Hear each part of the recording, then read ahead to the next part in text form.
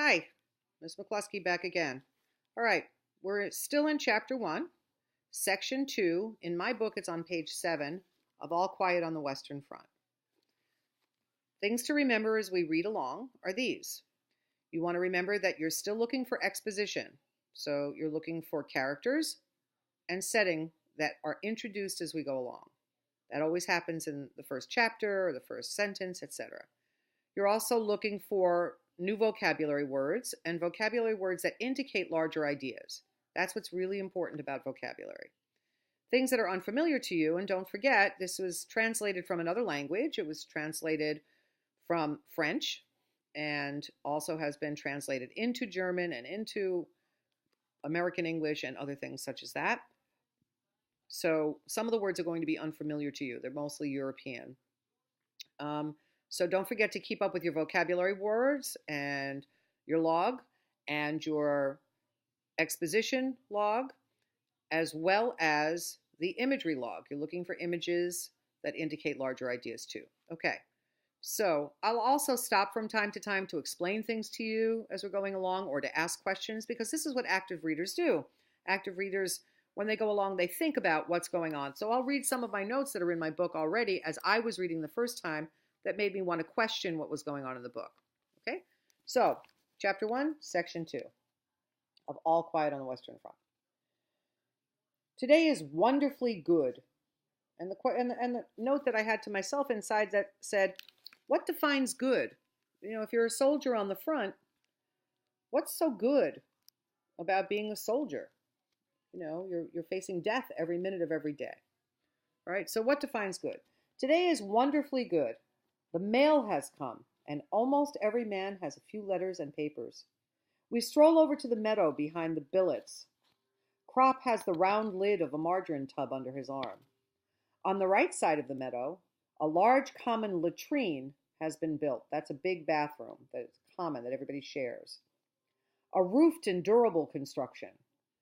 But that is for recruits who as yet have not learned how to make the most of whatever comes their way.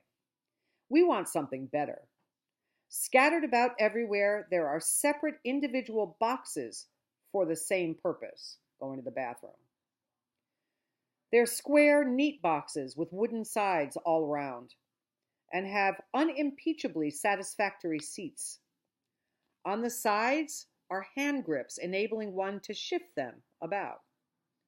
We move 3 together in a ring and sit down comfortably, and it will be 2 hours before we get up again.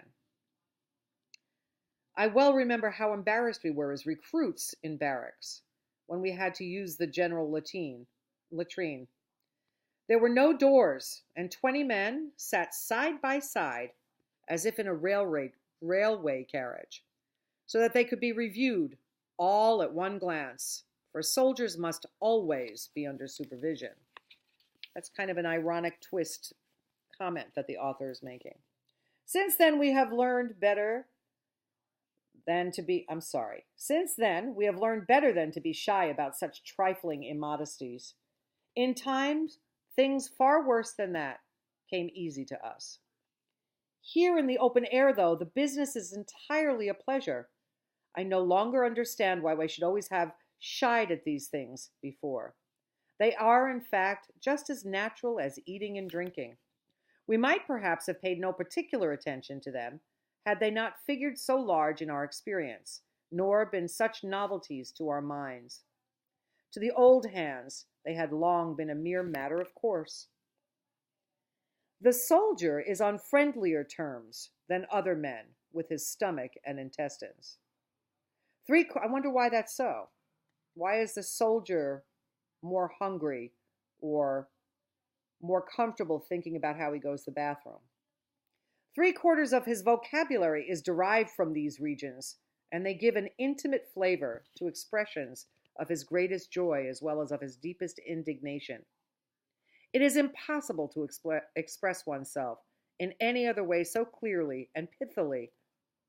Our families and our teachers will be shocked when we go home, but here it is, the universal language.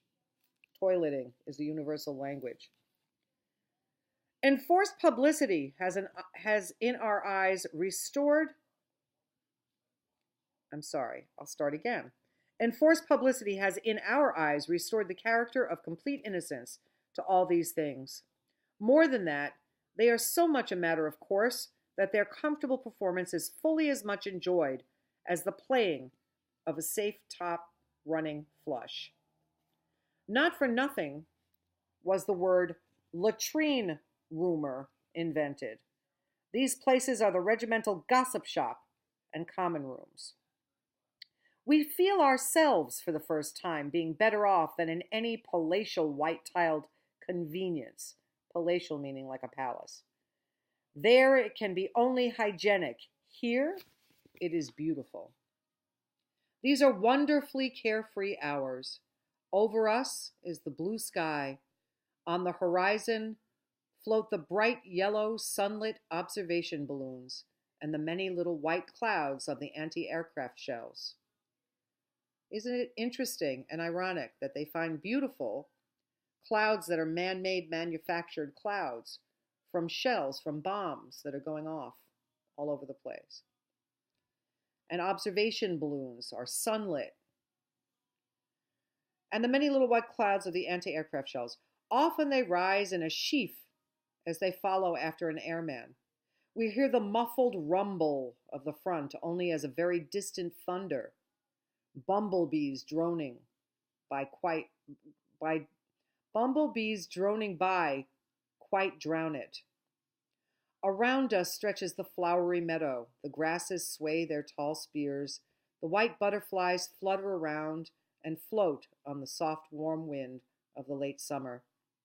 We read letters and newspapers and smoke. We take off our caps and lay them down beside us. The wind plays with our hair.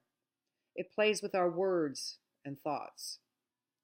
The 3 boxes stand in the midst of the glowing red field poppies. Poppies are a symbol, frequently a symbol of war, especially World War I, red poppies. And there's a very famous poem called In Flanders Field that goes with that. We set the lid of the margarine tub on our knees and so have a good table for a game of scat. Krop has the cards with him. Every misère ouverte, we have a round of nap. One could sit like this forever. The notes of an accordion float across the billets. Often we lay aside the cards and look about us. One of us will say, "Well, boys," or "It was a near thing that time." And for a moment, we fall silent. They're thinking about how they almost died. There is in each of us a feeling of constraint. That means they're holding something back. We are all sensible of it. It needs no words to communicate it. It might easily have happened that we should not be sitting here on our boxes today. It came damn near to that. And so everything is new and brave. Red poppies and good food, cigarettes and summer breeze. Krop asks, "Anyone see Kemmerich lately?" "He's up at St. Joseph's," I tell him. Mueller explains that he has a flesh wound in his thigh, a good blighty. We decide to go and see him this afternoon. Krop pulls out a letter. "Kantorek sends you all his best wishes." We laugh.